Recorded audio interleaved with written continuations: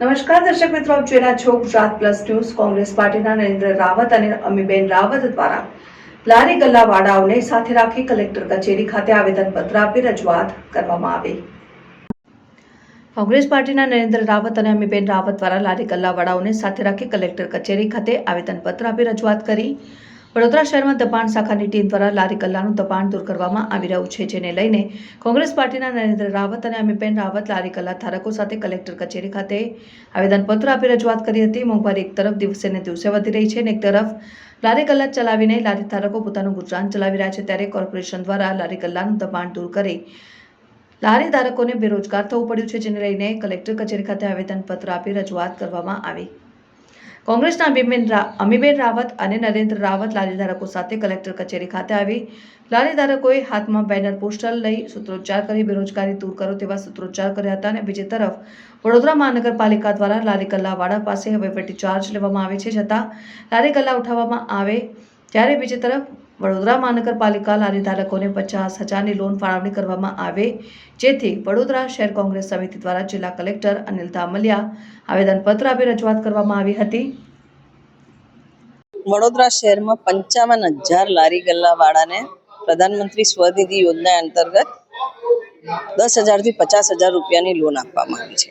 એનો મતલબ કે 55,000 અને એના સિવાય લોન લીધા વગરના પથારાવાળા લારી ગલ્લાવાળા એમ થઈને લગભગ 65,000 થી 70,000 ફેમિલી લોકો ડે ટુ ડે એમનું આજીવિકા લારી ગલ્લા પરથી અર્ન કરે છે। એક એક્સિડન્ટ થયો, જુગારના અડ્ડા બંધ કરવાના, દારૂના અડ્ડા, ડ્રગ્સ બંધ કરવાની જગ્યાએ લારી ગલ્લાવાળાને છેલ્લા 5-5 દિવસથી લારીને પથારા ઉઠાવી લીધા છે અને એમને ધંધા રોજગારથી વંચિત રાખવામાં આવ્યા છે। 75,000 લારી ગલ્લા હોય એટલે લગભગ 3 થી 4 લાખ લોકોની રોજગારી છીનવાઈ ગઈ છે। 3 થી 4 લોકો અત્યારે તકલીફમાં છે। એમના તરફથી ઇન્ટુકમાંથી આજે અમે અહીંયા મુખ્યમંત્રીને આવેદનપત્ર આપવા આવ્યા છે કે સ્ટ્રીટ વેન્ડર પોલિસી એક્ટ 2014માં જે કેન્દ્ર સરકારે પસાર કરેલો એ એક્ટ અંતર્ગત તમામ રાજ્યોમાં તમામ જગ્યાએ એનું ઇમ્પ્લિમેન્ટેશન કરવું જોઈએ। એના અંતર્ગત હોકિંગ ઝોન્સ આઈડેન્ટિફાઈ કરી અને તમામ લારી ગલ્લાવાળાને સ્થાયી કરવાની વાત હતી સર્વે કરીને, જે આજે 10 વર્ષ થવા આવ્યા હજી સુધી વડોદરા કોર્પોરેશને કર્યું નથી અને ઇનડાયરેક્ટલી એમનું શોષણ, હપ્તાખોરી થાય છે।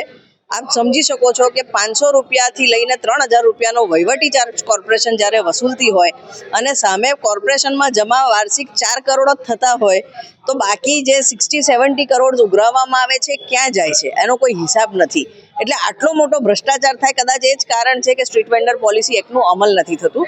આજે કલેક્ટર થ્રુ મુખ્યમંત્રીને રિક્વેસ્ટ કરીએ છીએ કે આ 3-4 લાખ લોકોના જીવન અને રોજગારનો સવાલ છે, આના પર ધ્યાન કેન્દ્રિત કરવામાં આવે, તાત્કાલિક સ્ટ્રીટ વેન્ડર પોલિસી એક્ટનો અમલ કરાવવામાં આવે અને જેટલી બી લારીઓ અત્યારે ઉઠાવી છે એમને વગર પૈસે પાછી આપીને રીઇન્સ્ટેટ કરીને એમને કમ્પન્સેશન આપવું જોઈએ।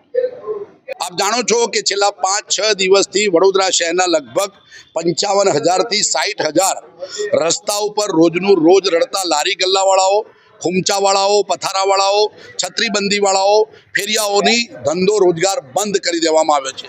ખૂબ કરુણતા એ છે કે કેન્દ્ર સરકારની કોંગ્રેસે 2014માં ફૂટપાથ પર રડતા તમામ લારી ગલ્લાવાળાઓ, ફેરિયાવાળાઓને રોજગારનો અધિકાર આપ્યો છે અને એ અધિકાર આપવા માટે સરકારે કાયદો બનાવી મ્યુનિસિપલ કોર્પોરેશન અને તમામ નગરપાલિકાઓને સૂચના આપી છે કે આ લોકોને તમે સર્વે કરો, એમની મંડળી બનાવો, એમને ટ્રાફિકની સમસ્યા હોય કે બીજી સમસ્યા હોય, નડતરરૂપ હોય અને બીજી જગ્યાએ સ્થાપિત કરી હોકિંગ ઝોન બનાવો, પરંતુ એમને તમે જ્યાં સુધી કાયદો બને નહીં ને કાયદાનું પાલન ન થાય ત્યાં સુધી એમને હટાવી શકાય નહીં। આમને ગેરકાયદેસર રીતે હટાવવામાં આવ્યા છે। બીજું, પોલીસ તંત્રને તો સહેજ પણ અધિકાર નથી કે આમની લારીને હાથ લગાવી શકાય।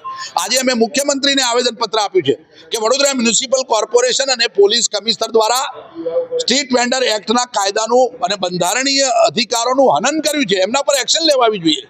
આપ જાણો છો કે વડોદરા શહેરમાં લગભગ 22 લાખથી વધારેની વસ્તી છે, એમાં 55-60-70,000 જો લારી ગલ્લાવાળાની રોજગારી હોય તો લગભગ આપ સમજી શકો કે 3 લાખ લોકો થયા। 3 થી 4 લાખ લોકો રોજગાર વગર ઘરે બેઠા છે, કેવી રીતે ચલાવી શકાય?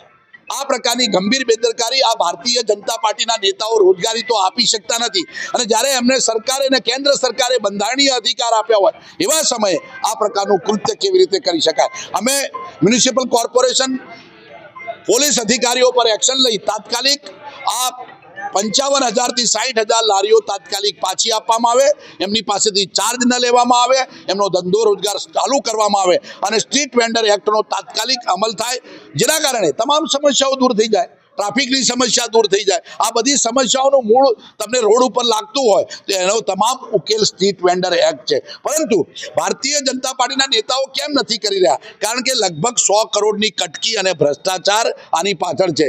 ટૂંકમાં કહીશ કે જો 55,000-60,000 લારી ગલ્લાવાળાઓ હોય ને તમે 500 રૂપિયાથી 1,000, 1,500, 3,000 ઉઘરાવતા હોય તો દર મહિને 3 થી 4 કરોડ રૂપિયા કોર્પોરેશનની તિજોરીમાં જાય.